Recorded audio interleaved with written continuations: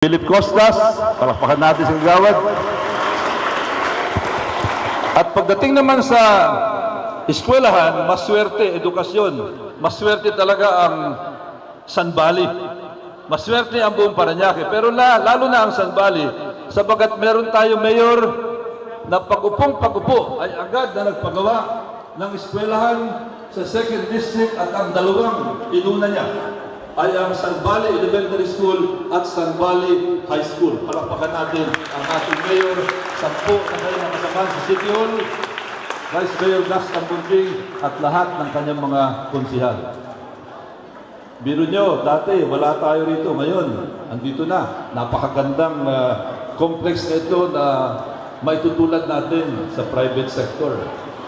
Andito na rin po, dumating na rin ang ating kaibigan, anak ni Mayor June Bernabe, na kahit na batang-bata, kitang-kita natin ang dami niya ginagawa at alam ko, personal alam ko, na siya ang nasa likuran sa maraming magagandang ideya ng ating Mayor. Yan po si Konsehal Benjo Bernabe.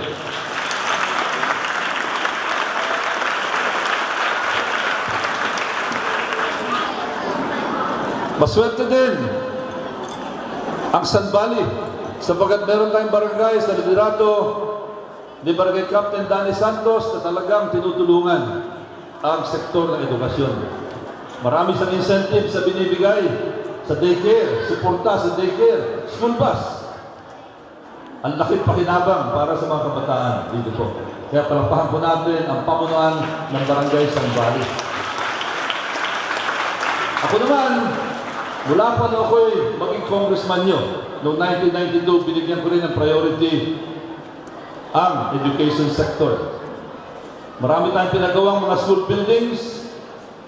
Wala akong mapagawa dito dahil wala pang na-establish dito noon. At ako'y natutuwa sa loob lamang ng maikling panahon. Hindi pa natatapos ang aking unang 3 termino, agad akong kinilala po na siyang nagpagawa ng pinakamaraming school buildings sa kasaysayan ng Parañaque. Pabilis ko sa inyo lahat. Kaya ako ginawa yan sapagkat ayokong mangyari yung nangyari sa akin. Kasi si Roy Logoles, katulad nyo, public school graduate din. Public school ako. Galing kami ng Romblon, isang mahirap at maliit na probinsya. Mga magulang ko, parehong public school teachers. Nagsaka na, nagpunta dito sa Luzon, sa Maynila. Tubila kami sa isang low-cost government housing project sa Quezon City. Bahay namin parang kahon lang. At doon ako nag-aral, elementary at high school. Pero yung eskwelahan namin doon, kaawa-awa, makeshift lang, no? Temporary. Yung bubong namin tumutulo, napakalit ng lugar, yung mga desk namin kung saan-saan lang hiniram, mga segunda mano, pero kahit paano, pinagtiisan namin, nakaraos kami, gumraduate ako ng elementary, gumraduate ng high school. Kaya sinabi ko sa aking sarili, na kung sakali mabigyan ng pagkakataon, at ako naman nabigyan ng pagkakataon, gagawin ko ang lahat na magagawa ko upang sa ganun, hindi maranasan ng mga kabataan sa Parañaque ang naranasan kong hirap noong ako'y nag-aaral pa sa public school doon sa Quezon City.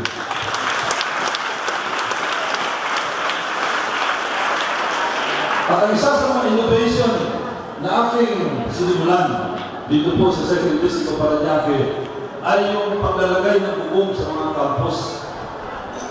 Lahat ng campus na pwedeng lagyan ng bubong sa 2nd District ng Parañaque, ang eskwelahan, meron ng bubong yun. Gawa sa ganito, ang tawag dito, polycarbonate roofing. Kita nyo, high-tech na high-tech ang dating. Modelo. Sabi nga ni Kapitan Danny Santos, yung 3D na ito, parang naalala niya, nagpunta siya sa NASA, yung National Aerospace Administration. Parang kang may James Bond movie na pinuntahan. Kaya ngayon, marami pong may mga gobernador, ilang congressman sa ibang distrito nagpunta rito. At naging modelo po ang 2nd District ng Parañaque para mabigyan ng proteksyon ang mga kabataan sa ulan. At ako'y nagpapasalamat at kinikilala ko rin ang ngayon mga inisyatibo ng ating Congressman Edwin Olivares doon naman sa kanyang 2nd District, sa kanyang 1st District. Palakpakan natin si Congressman Olivares. Mabuti kayo, no? Pag lipat nyo tatawid na kayo ng Bawod, nandito na kayo sa kabilang eskwelahan. Iba naman, pupunta ng Dr. Carlos Santos National High School. Pagpasyal kayo doon kung wala kayong ginagawa. Doon makikita nyo yung pinaka-high-tech na bulisyong na pinagawa ko sa isang eskwelahan. Napakataas, napakalaki ng campus, pero ang buong campus ay mayroong bubong. Doon ka lang makikita ng bubong na pang-apat na palapag ang taas. Mayroong puno malalaki sa ilalim, sa loob ng bubong. Sapagkat sitro, buhay na buhay yung puno. At ako natutuwa kasi ang pinakamodelo ko rito, yung Ayala Town Center, kung kayo nakapunta sa Ayala Town Center, ganito ang bubong. Doon sa Disneyland, ganito ang bubong. At itong pagkahuli, yung pagpasya ko sa Resort World, tuwan-tuwa ako na nakita ko na ang bubong doon sa Resort World ay halos pareho ng bubong na ginagamit natin dito. Siyempre, mas malaki lang ang budget nila doon ng konti. Pero nakikita nyo, hindi po natin tinipid ang ating mga kabataan sa mga eskwelahan sa 2nd District of Parañaque. Mga kasama, gusto ko lang tanungin sa mga kabataan, kayo ba nag-absent noong inyong panahon dito? Sana hindi naman, no? Pero minsan din naiwasan niya. Ito lang payo ko. Kasi kayo, pupunta na kayo ng high school. Ako noon, nag-absent nung elementary, paminsan-minsan nung high school. Pero na-realize ko nung ako'y nag-mature na, mga kabataan, pag nag-absent ka sa school, sinong nawawalan? Sarili nyo. Kasi hindi nyo natututunan yung leksyon sa araw na yun. Absent. Kaya ito ang payo ko. Pagdating nyo ng high school, huwag kayo mag-absent para ma-maximize nyo ang edukasyon na ibinibigay sa inyo ng gobyerno nasyonal, gobyerno ng municipal, ng barangay, ng syudad. At hindi lang present, kailangan kasama kayo sa participation sa eskwelahan. Hindi nakaupo lang kayo. Alam nyo, gusto kong gamitin yung sarili ko bilang halimbawa. Isa sa mga bagay na talaga binigyan ko ng diin ay yung presensya sa Kamara de Representante, yung parating present.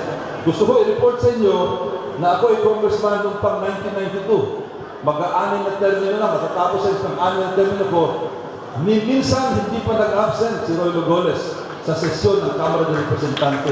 100% perfect attendance. Kaya ang ginawa yan, alam ko na pinagmamasdan ako ng tao. Gusto ko maging panghalimbawa sa mga kabataan ito. At hindi lang basta present, kailangan sumama din kayo sa diskusyon. Ang inyong congressman, naririnig nyo sa radyo, nababasa nyo sa dyaryo, napapanood nyo sa telebisyon. Di ba? Tumatalakay ng mga mahalagang issue. Kasi kino-cover kami yan sa kamera.